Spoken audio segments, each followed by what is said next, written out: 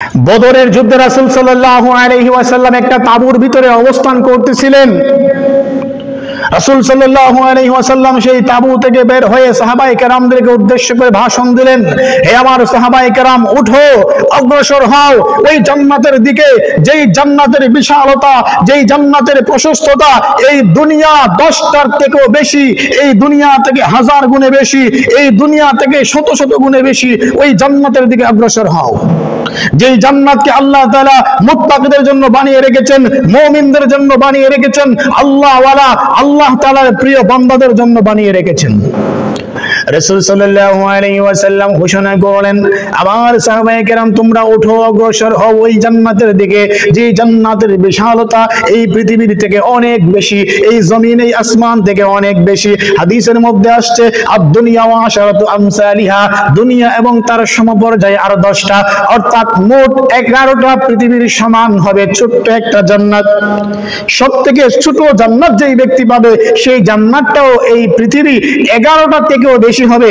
11টা পৃথিবীকে একসাথে করলে তার আয়তন যত বেশি হবে, ছোট্ট একটা জান্নাত তার থেকে বেশি হবে। আল্লাহর নবী সাল্লাল্লাহু আলাইহি ওয়াসাল্লাম ঘোষণা করলেন, তোমরা ওই জান্নাতের দিকে অগ্রসর হও যে জান্নাতের প্রস্থ হবে এই আসমান এবং জমিন থেকে অনেক গুণ বেশি।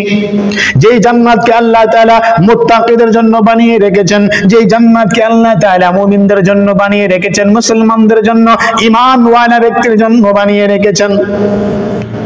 রাসূল সাল্লাল্লাহু আলাইহি ওয়াসাল্লামের এই ঘোষণা শুনে এক সাহাবী ছিলেন উমাইর ইবনে হামাম, ওই সাহাবী দৌড়াইয়া রাসূলের কাছে আসলেন আর বললেন, বাহ বাহ।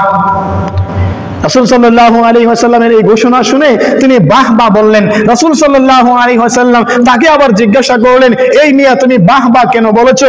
ওই সাহাবী বলতেছে, ইয়া রাসূলুল্লাহ, ইয়া হাবিবাল্লাহ, আমার বড় আফসোস হয় যদি আমি ওই দলভুক্ত হতে পারতাম যেই দলটা জান্নাতে চলে যাবে, যেই দলটা আল্লাহ তাআলার জান্নাতের মেহমান হবে, যেই দলের জন্য আল্লাহ তাআলা জান্নাত বানিয়ে রেখেছেন, ওই মুত্তাকিদের অন্তর্ভুক্ত যদি আমিও হতে পারতাম। আফসোস করে বললেন উমাইর ইবনে হামাম রাদিয়াল্লাহু তাআলা আনহু। তখন তার হাতে একটা খেজুরের থুকা ছিল, খেজুরের একটা সরা ছিল, ওইখান থেকে তিনি ছিঁড়ে ছিঁড়ে খেজুর খাচ্ছিলেন।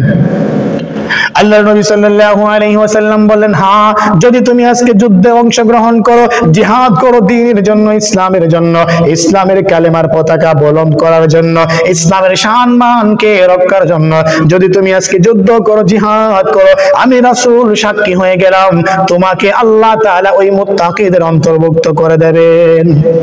তোমাকে আল্লাহ তাআলা ওই মুত্তাকিদের অন্তর্ভুক্ত করে দেবেন যেই মুত্তাকিদের জন্য আল্লাহ তাআলা এই জান্নাতকে বানিয়ে রেখেছেন, আসমান জমিনের থেকেও বিশাল জান্নাত বানিয়ে রেখেছেন, সেই মুত্তাকিদের দলভুক্ত তুমি হয়ে যাবে। যখন নবী সাল্লাল্লাহু আলাইহি ওয়াসাল্লাম এই কথা বললেন, ওই সাহাবী উমাইর ইবনে হামাম রাদিয়াল্লাহু তাআলা আনহু খেজুরের টুকা হাত থেকে ফেলে দিলেন। আমি আর খেজুর খাবো না, আমার সহ্য হচ্ছে না, অপেক্ষা করতে আর ভালো লাগতেছে না, আমি জান্নাতের মেহমান হতে চাই। এই কথা বলে খেজুরের টুকা ফেলে দিয়ে দৌড় দিয়ে তলোয়ার হাতে নিয়ে যুদ্ধের ময়দানে ঝাঁপিয়ে পড়লেন, বীর বিক্রমে যুদ্ধ শুরু করে দিলেন। আমার ভাইয়েরা, সাহাবায়ে কেরাম দ্বীনের প্রতি কেমন ছিলেন, জিহাদের প্রতি কেমন ছিলেন, ইসলামের প্রতি কেমন ছিলেন?